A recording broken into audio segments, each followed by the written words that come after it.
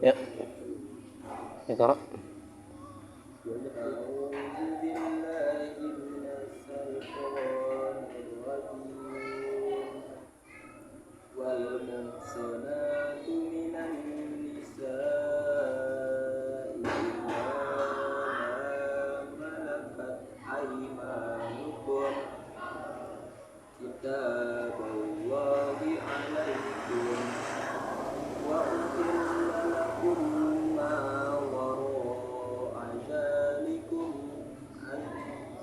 Ang tabtagu bi amwalikum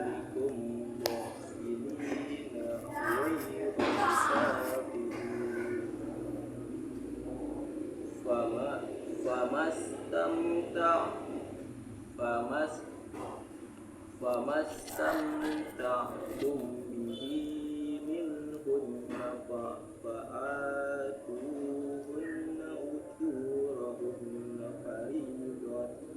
Faridah.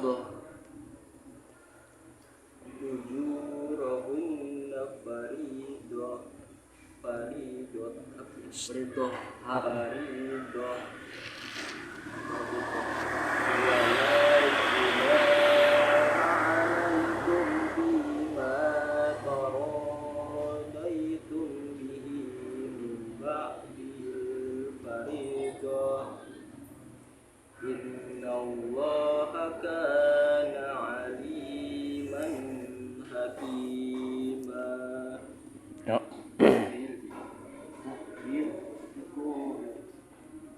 Kali-kali.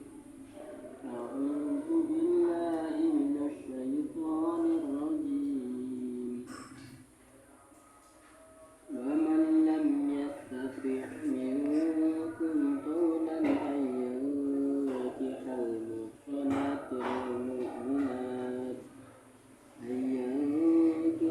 muhsanatil mu'minat famimma malakat aymanukum min fatayatikumul mu'minat wallahu a'lamu biimanikum ba'dukum min ba'd فانكحوهن بإذن أهلهن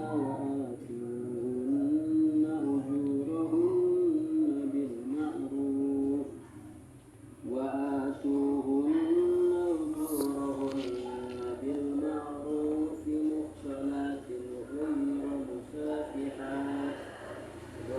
مسافحات ولا متخذات أخدان فإذا أحسن فإن أتين بفاحشة فعليهن نصف ما على المحصنات من العذاب ذلك لمن خشي العنة منكم وأن تصبروا خير لكم والله غفور رحيم. أعوذ بالله من الشيطان الرجيم. يريد الله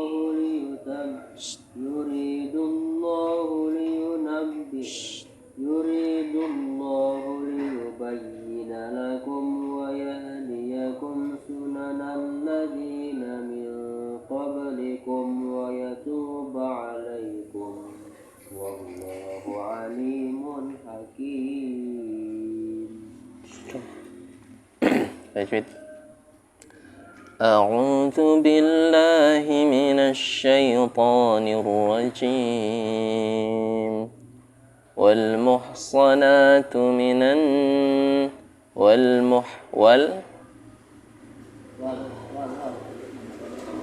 ألف لام والمحصنات نات بر نات نا الطبيعي والمحصنات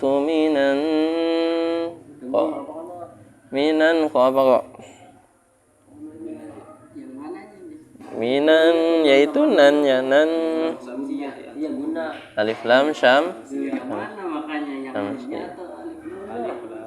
itu alif lam syamsiyah. Kalau ada alif lamnya di depannya meskipun huruf nun itu alif lam syamsiyah. Cara bacanya dimasukkan ke huruf selanjutnya nunnya, ya paham? Kalau enggak ada alif lamnya baru gunnah. Wal muhsanatu minan nisa apa? Satu kalimat wajib mutasil. Apa birmat wajib mutasil tuh? Kalau ada mat tabii bertemu dengan hamzah dalam satu kalimat. kalimat. Satu kalimat tuh matobi'inya mana? Ya itu segala dulu Apa? alif itu Iya, sedurungnya apa? kedua rusak. Harokatnya fathah. Wal muhsanatu minan nisa'i illa ma malakat aymanukum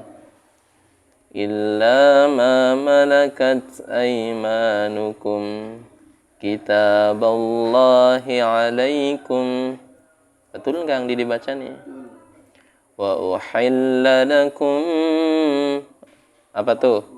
Wa uhilla lakum, mi ketemu mim. Idgham atau idgham ini. Ya. Sudah. Kemarin ragat belum bahasnya? Durung. Sampai Hurrimat alaikum. Ayat berapa tuh hurrimat alaikum? 22. Hurrimat alaikum. Ya sudah paling bawah. Diharamkan bagi kalian ummahatukum, menikahi ibu kalian, wa banatukum, dan anak kalian, wa akhwatukum, dan saudara perempuan kalian, wa akhwatukum wa ammatukum, dan bibi kalian dari pihak ibu.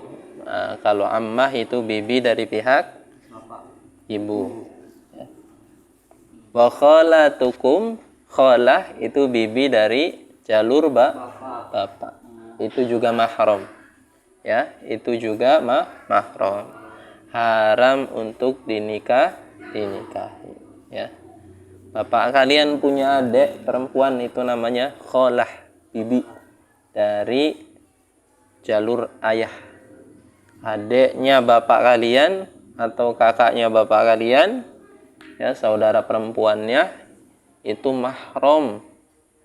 Boleh kalian bersalaman tangan, boleh kalian bersalaman dengan mencium tangannya sebagai tanda hormat. Kalau bukan mahram, hukum berpegangan tangan kondisional. Yang kalau itu doang salaman sama Kalau ceweknya muda menimbulkan syahwat, haram. Ma dalla 'alal haram fahuwa haram. Dalil usul fikihnya apa saja yang menunjukkan pada satu keharaman, hukumnya haram. Ya. Kalau ceweknya mulus menimbulkan syahwat, haram jelas. Kalau ceweknya tua, adatnya memang kita mesti berciuman tangan. Kalau enggak berciuman tangan maksudnya, ya. Kalau enggak salaman, nanti akan timbul fitnah, bahaya diri kita, takut dikeroyok sama golongannya, maka enggak apa-apa. Ini tidak sampai batas keharaman, ya. Tapi kalau kita merujuk kepada fadilah, keutamaan ilmu akhlak, ya, maka kita itu bersalaman dengan yang bukan mahram itu laksana tangan kita ditusuk-tusuk oleh jarum. Sakit enggak? Artinya sebisa mungkin untuk dihindari, ya. Termasuk dengan guru juga. Gurunya cantik lagi. Sekarang ini sudah pada faham, ya, insyaallah. Apalagi dalam dunia pendidikan, insyaallah mereka paham, ya. Pura-pura jatuh kayak apa, kayak kalau lagi halal bihalal tuh muter kan, jatuh kan kelewatan. Tapi insyaallah sekarang paham, ya. Tapi kalaupun memang kalian harus bersalaman, ya, maka itu masuknya ke darurat. Silakan bersalaman, tapi waktu bersalaman itu hilangkan pikiran negatifnya. Ya, hilangkan pikiran atau stigma negatifnya dihilangkan. Maka nanti kita lihat kalau dalam fadilah ya, keutamaan itu lebih baik jangan bersentuhan dengan yang bukan mahram. Tapi nanti prakteknya dalam masyarakat, nanti kalian yang merasakan sendiri kondisinya seperti apa.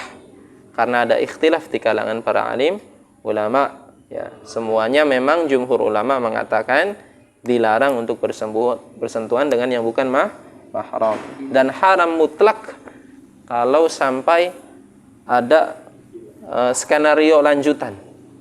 Awalnya salaman terus nah ini haram mutlak. Ya. Maka lebih baik jangan ya. Sebenarnya belajar ya. Dalam belajar itu ya. Kalau dengan perempuan yang bukan mahram, misalnya kita diajar dan pengajar kita ini bukan mahram. Ya. Hukum asalnya itu kalau dalam pendidikan ya, hukum asal secara islaminya ya, bermuamalah atau bergaul ya dengan yang bukan mahram dibolehkan itu ada dua kondisi saja. Kondisi yang pertama untuk bermuamalah, pertama untuk dagangan misalnya ya, kitanya laki, dianya cewek. Misalnya dianya pembeli ya berarti hanya sekedar untuk membeli saja. Perkataannya itu tidak lebih dari untuk transaksi jual beli. Jangan ditambah-tambahin. Ya. Tuku apa nok? Tuku lenga. Tuku lenga. Nggo goreng apa sih nok? Goreng kienang. Si tumben tuku lenga ning kene. Biasa kok ora ning kene. Iya ning kana laka. Emang biasa apa masakku? Oh. Ya.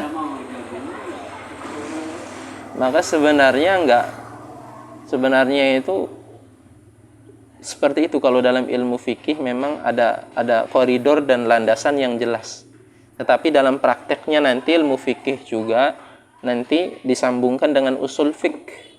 Nanti ada kadarnya darurat atau tidak nih, kita ngomong seperti itu. Maka kalau darurat ad-darurah yuzal. Nanti hukumnya akan sedikit digeser ya. Nanti kita pinter-pinter seperti itunya ya. Tapi jangan jadikan ini sebagai alasan. Kalau memang di Indon ini dunia pendidikannya yang ngajar kita ini boleh perempuan, boleh laki-laki. Sebenarnya yang disayangkan di Indon memang seperti itu. Ya. Jadi jangan heran kalau seandainya ada guru sekolahan, ada nggak yang gitu? Ya, alhamdulillah. Ya, kalau nikah sih silakan halal. Ya, ya. Kalau sebenarnya bahasan ini masuknya nanti ke fikih dan usul fikih, dan ini sudah pernah dibahas. Ang Didi juga pernah dengar ya, dan sejalan dengan pemikirannya Ang Didi, artinya dengan fahamnya Ang Didi. Kiai siapa? Gus Baha, yang tahu Gus Baha? Ya. Beliau pernah menjelaskan dan itu sefaham ya, sesuai dengan koridor fikih madhab Syafi'i dan usul fikih. Beliau mengatakan sebenarnya belajarnya antara laki-laki ya dengan perempuan yang bukan mahram, ketika salah satunya jadi pengajar ya, kemudian satunya jadi murid, itu sebenarnya kalau seandainya mereka ini nggak belajar, masih mending mereka belajar. Masih mending mereka belajarnya seperti itu. Ya, bahasa beliau seperti itu. Ya, artinya ini kadar darurat. Dan di Indonesia itu memang sudah masuknya kadar darurat. Artinya kalian masuk SD, masuk SMP, yang ngajarnya kan pasti ada perempuan. Kalau kalian nggak mau masuk waktu pengajar perempuan gimana? Kan masuknya ini kadar darurat, dan itu yang dijelaskan oleh Gus Baha ya. Sebenarnya ini kadar darurat. Artinya bagusnya dalam dunia pendidikan Islami ya, ketika muridnya itu laki-laki, yang ngajar laki-laki. Ketika muridnya perempuan, yang ngajar perempuan. Laki-laki boleh mengajar perempuan, tapi mesti dipisah. Dan mesti dibalik hijab bagusnya. Perempuan gimana? Suaranya perempuan itu meskipun tidak mutlak mengatakan aurat. Tapi dalam dunia pendidikan, maka tidak diperkenankan perempuan mengajar laki-laki. Ini dalam pandangan pendidik Islam. Tapi laki-laki boleh. Tapi nanti tetap ditutup. Makanya nggak heran kalau di pesantren-pesantren ya yang menjunjung tinggi ya asas pendidikan Islami ya, seperti pesantrennya Ang Didi ya. Kalau kita mengajar santri perempuan itu ya, kan santri laki-laki dan perempuannya dipisah. Laki-laki di sini, perempuan di sana dikeroyak. Ya kadang-kadang pak kiainya itu memang mesti mengajar, maka nanti di depannya itu ditutup. Yang kedengaran itu suara kiainya doang. Dan kiainya juga nggak lihat santri perempuannya seperti apa. Kalaupun dibuka nggak lihat karena pakai cadar semua. Itu udah pakai cadar ditutup lagi. Saking apanya tuh? Saking apanya? Inna kaida syaitan kana dha'ifa. Tipu dayanya syaitan itu lemah. Yang kuat itu apa? Fitnahnya wanita. Hati-hati. Jadi kalau setan mengirimkan sihir, santet, mereka itu lemah sebenarnya tipu dayanya. Tapi kalau seorang laki-laki, kalau sudah masuk ke dalam tipu dayanya wanita, terpesona dengan wanita, setan minggir. Udah biarin, cewek aja yang goda dia. Ya. Maka memang beliau sendiri mengakui ya, Gus Baha kan dari NU ya. Takut nanti di video kapan-kapan Ang Didi viral. Makanya Ang Didi membawa nama beliau nih, ya. Beliau juga mengakui secara tidak langsung memang beliau nggak mengatakan darurat, tapi bahasa beliau itu Ang Didi faham darurat. Kalau untuk pendidikan ketimbang tidak belajar masih mending masuk ke pendidikan meskipun di dalamnya laki-laki diajar oleh perempuan.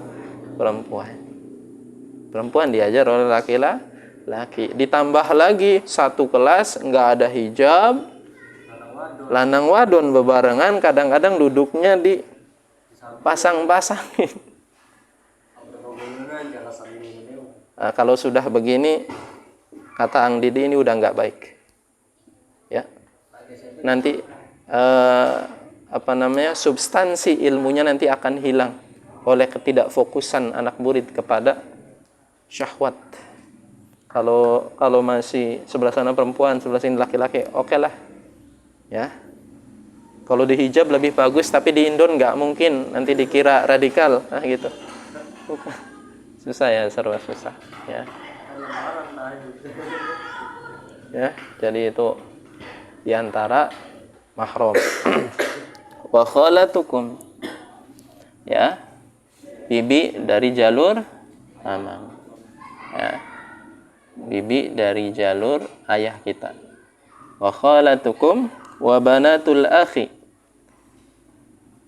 dan anak perempuan dari saudara kita. Apa masuknya? Ponakan, ya, anak perempuan dari saudara kita. Apa masuknya? Ponakan kita, mamangnya, ya. Atau wawa. Ya, kok kakak beradik dengan kabir. Ya, kok punya anak perempuan, maka kabir ini mamang atau wawa. Ya, kalau kabir kakaknya berarti wawa. Kalau kabir adiknya kok berarti mamang. Itu ponakan. Itu juga mahram. Anak dari kakak adik. Anaknya kakak adik gitu. Anak dari saudara kita. Baik itu kakak atau adik, itu mahram. Punya anak ya itu ya. Pusing ya? Anaknya kakak adik. Anaknya saudari kita, saudara atau saudari kita. Pakai papan tulis. Iya, itu sih. Ada di Quran jelas. Gamblang ya. Wa banatul akhi wa banatul ukhti, atau anaknya saudari kita. Tadi saudara kita. Sekarang anaknya saudari kita. Saudara perempuan. Itu juga mahram. Enggak boleh dinikahi. Ya. wa banatul akhi wa banatul ukhti wa ummahatukumul lati arda'nakum, dan ibu-ibu susu kalian, ibu susuan kalian. Ya. Kalau dulu memang, bukan dulu ya, sekarang juga masih berlaku kadang-kadang. Kalau dulu waktu zaman Rasulullah sendiri punya ibu susuan siapa? Halimatus Sa'diyah. Ya, maka ibu susunya Rasulullah itu ya mahram. Ya, jadi nggak boleh dinikahi. Kalau kalian dilempar ke panti asuhan misalnya, kecilnya kalian di panti asuhan, disusui oleh pemilik panti, nah, maka nggak boleh dinikahi, itu mahram. Ya.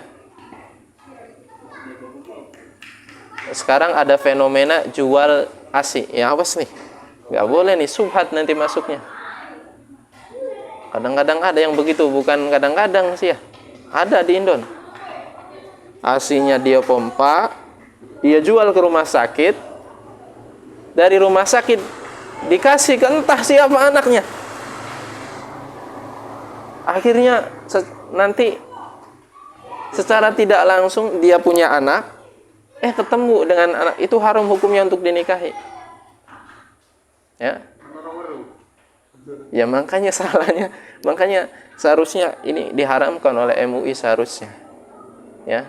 Kalau seandainya ada dan yang diri yakin mungkin diharamkan sudah, tapi yang diri hanya nggak tahu saja. Ya. Diharamkan tapi dilegalkan oleh hukum di Indon. Kalau MUI konsisten insyaallah, yang haram-haram, tapi kadang-kadang hukum di Indon ini yang nggak bisa bersinergi dengan MUI.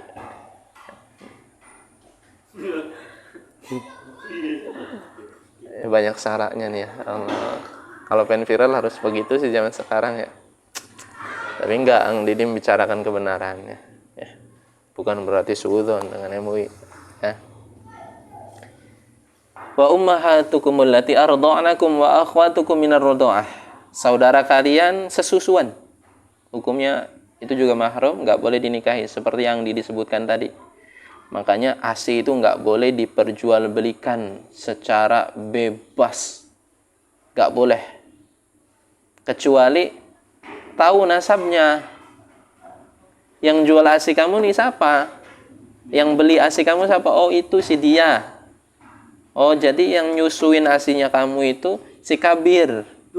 Nah, misal alamatnya ada di sini, orangnya ini, maka dia anak sepersusuan, mesti tahu, ya. Kalau anak sepersusuan, ya, itu mesti tahu. Karena yang punya ASI-nya nanti punya anak lagi, Kabirnya laki-laki, yang punya ASI anaknya perempuan. Bertemu dalam sebuah sinetron, aku menikahi saudara sesusuanku. Ini bahayanya, ya.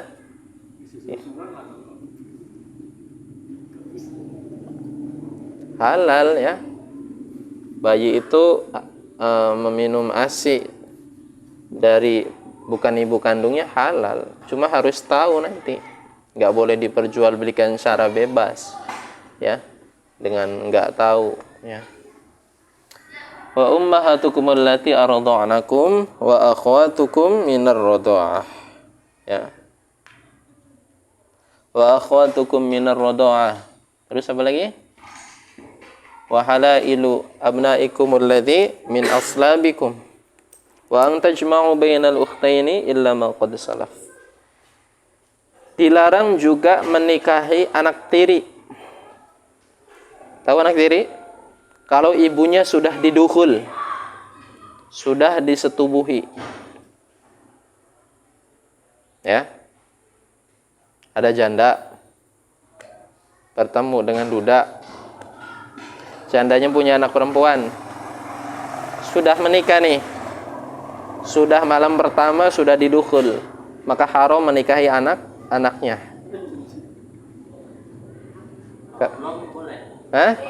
Kalau belum didukhul, baru juga nikah, sudah ditalak, itu kan belum pegang-pegangan, Kalau sekarang mah belum nikah aja udah pegang-pegangan ya. Ini maksudnya kalau masih bersih nih ya, moral kita kalau masih bersih, akhlak kita kalau masih baik. Baru nikah, keburu cerai, belum bersetubuh, ya, maka boleh menikahi anak tirinya. Tapi kalau sudah didukhul, itu nggak boleh, haram. Ya.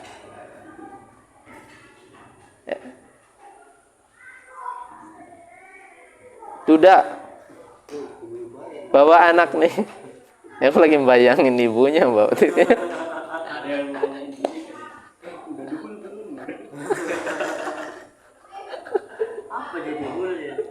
Ini duda bawa anak laki-laki, janda bawa anak perempuan. Anak laki-laki dari duda ini dengan anak perempuan dari janda ini, meskipun bapaknya sudah nikah, itu tetap bukan mahram. Hati-hati. Boleh nikah. Subhanallah, makanya ada judul kan?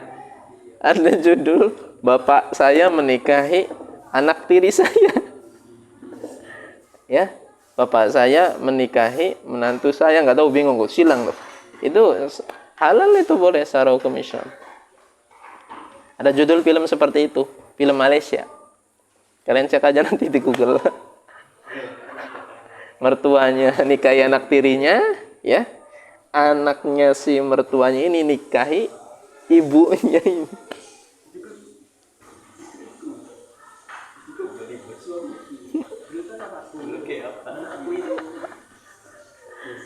Ya, awas. Ya, saudara tiri itu bukan mahram. Jangan sembarangan gaul, iya. Jangan sembarangan tidur satu kamar. Ya, makanya kok bapaknya bawa anak perempuan enggak? Untungnya enggak. Tapi kan banyak saudara perempuan, berarti bukan mahram semua. Ya. Ya, yang dekatnya saja bukan mahram, apalagi yang jauh. Ya. Kemudian wa an tajma'u bainal ukhtaini, mengumpulkan dua saudara hukumnya haram. Ang Didi nikah dengan perempuan kakak adik, dua-duanya yang Didi nikahi haram. Ya.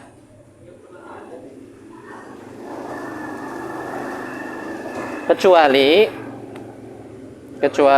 udah meninggal. Ya. Seperti siapa? Utsman bin Affan menikahi dua putri Rasul, Ummu Kulsum dan Ruqayyah. Ya. Kalau kumpulkan dua nggak boleh. Ada pertanyaan? Itu salah satu yang meninggal. Siapa aja? Kulsum sama Ruqayyah. Ang Didi lupa. Kayaknya Ruqayyah dulu. Apa Ummu Kulsum dulu? Coba cek. Ang Didi lupa menikahnya itu.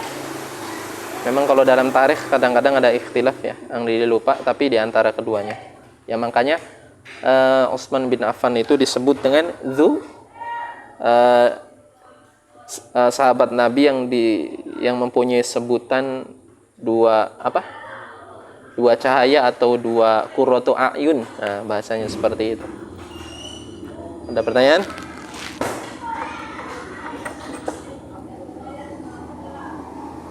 Tidak ada. Cukup.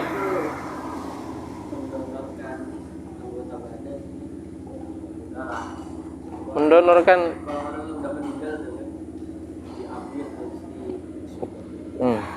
Ya. Ini memang ada beberapa ijtihad atau fatwa ulama mutaakhirin mendonorkan anggota badan, ya, kalau tanpa seizin itu jelas hukumnya haram. Tanpa seizin yang punya jelas hukumnya haram, ya. Tapi kalau seandainya dengan izin yang punya atau yang punyanya berwasiat, kalau meninggal saya punya anak atau punya saudara, matanya nggak bisa lihat, kalau meninggal mata saya donorkan saja.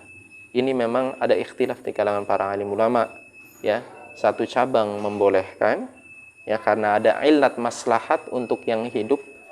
Satu cabang melarang karena semua anggota badan itu mesti masuk ke dalam kubur. Allah alam bishawab. Ya. Jadi silakan nanti ilatnya seperti apa. Ya, itu ditambah lagi. Tetap itu ada 2 cabang antara membolehkan dan tapi nanti sebenarnya kita lihat ilat dulu. Lihat seberapa besar keperluan dan kedaruratannya. Seperti itu. Ya. Tapi barang siapa yang sabar dengan kebutaannya, Allah ganti matanya dengan mata surga. Itu fadilahnya. Keutamaannya. Bagi orang yang mempunyai cacat, kalau dia sabar, diganti surga. Telinganya pendengaran surga, artinya lebih baik, ya sudah seperti itu. Ya. Allah alam bishawab. Subhanallah bihamdihi, subhanallah bihamdika, asyhadu an la ilaha illa anta, astaghfiruka wa atubu ilaik.